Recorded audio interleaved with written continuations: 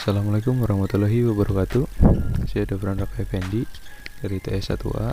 Saya akan menjelaskan tentang presentasi transistor bipolar di mata kuliah rangkaian elektronika. Yang akan saya jelaskan di sini adalah daerah kerja dari transistor bipolar. Itu ada tiga: daerah aktif, daerah saturasi, dan daerah mati atau cut off. Yang pertama ini adalah daerah aktif, adalah daerah kerja transistor yang normal ketika arus IC konstan terhadap berapapun nilai VCE. Pada daerah kerja ini, transistor biasanya digunakan sebagai penguat sinyal.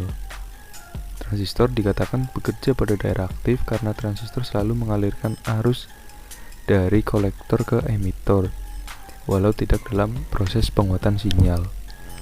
Hal ini ditujukan untuk menghasilkan sinyal keluaran yang tidak cacat. Daerah aktif terletak antara daerah jenuh dan daerah mati. Daerah kerja ini biasanya juga disebut dengan daerah linear atau linear region. Yang kedua adalah daerah saturasi atau daerah jenuh. Mulai dari VCE 0 volt sampai kira-kira 0,7 volt di transistor silikon. Diakibatkan oleh efek PN junction kolektor basis yang membutuhkan tegangan yang cukup agar mampu mengalirkan elektron sama seperti dioda.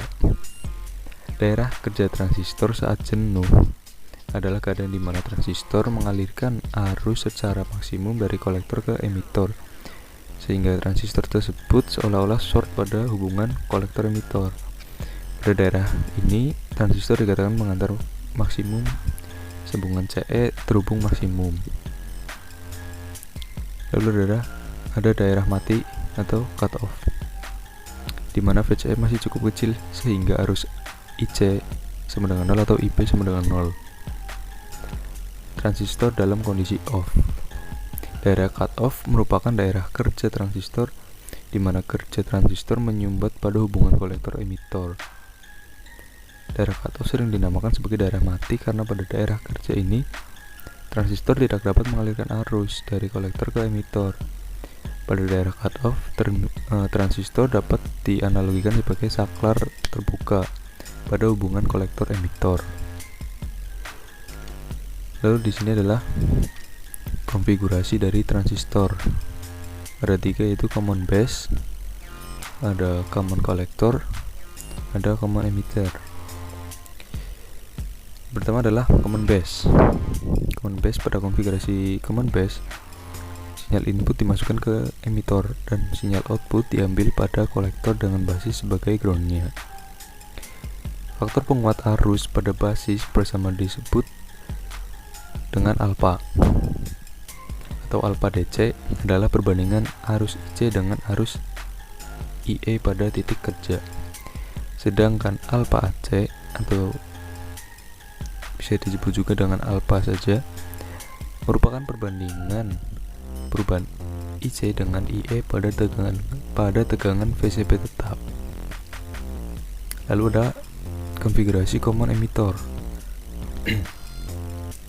Pada konfigurasi emitter bersama atau common emitter, sinyal input diumpamakan pada basis dan output diperoleh dari kolektor dengan emitter sebagai groundnya.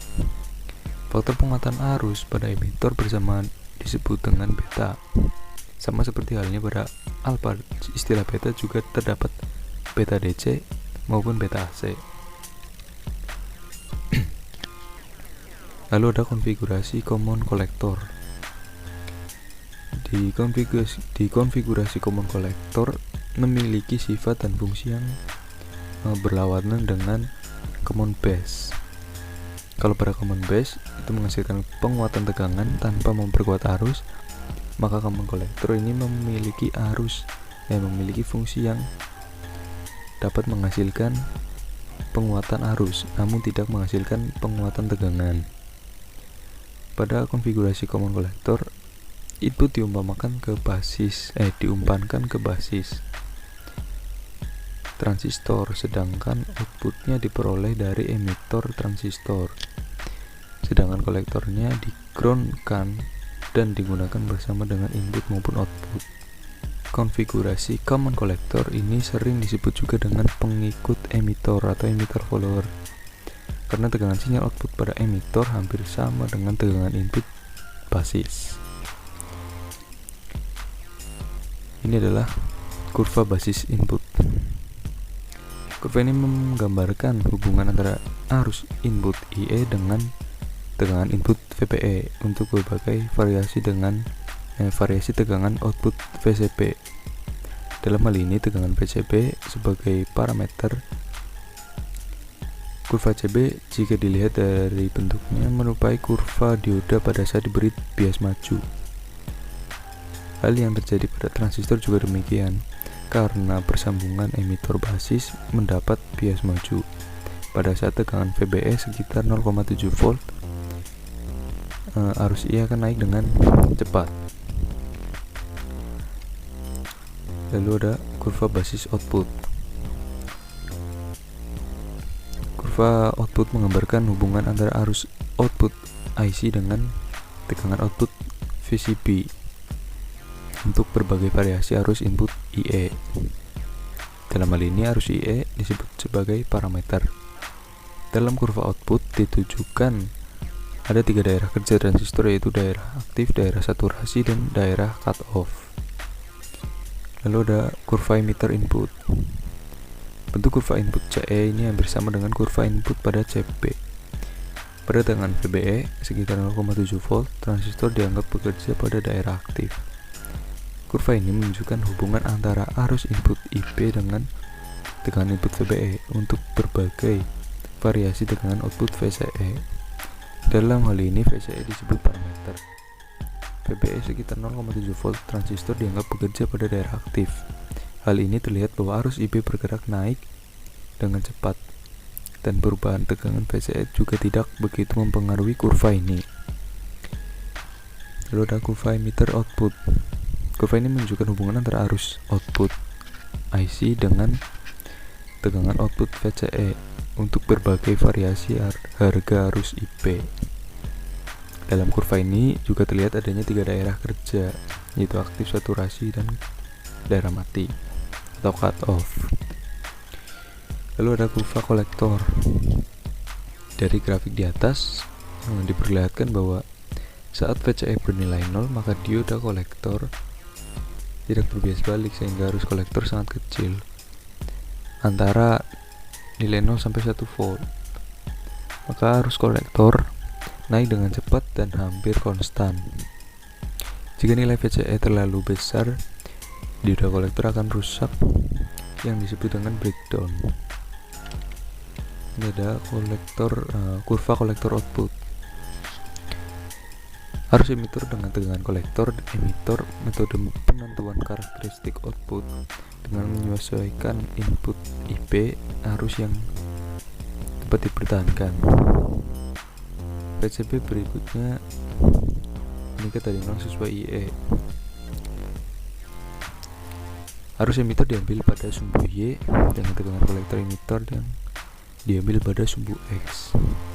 Karakteristik output common collector identik dengan rangkaian emitor umum. Berikutnya adalah contoh rangkaian penguat common collector.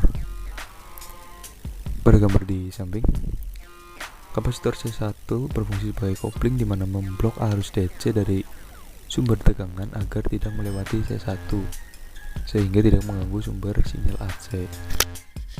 Selain itu, C1 juga berfungsi sebagai rangkaian high pass filter untuk meloloskan tegangan pada frekuensi tinggi dengan nilai minimum frekuensi tertentu. Lalu DR1 dan DR2 berfungsi untuk membagi tegangan pada terminal base terhadap VCC. Selain membagi tegangan R1 dan R2, juga membatasi besarnya arus DC yang mengalir pada terminal base. Dalam mendesain rangkaian common collector diperlukan 2 analisis, yaitu AC dan DC, di mana analisis DC digunakan untuk membentuk titik kerja penguat agar tidak terlalu boros dan menjaga agar sinyal output tetap bisa simetris antara setengah gelombang positif dan negatif.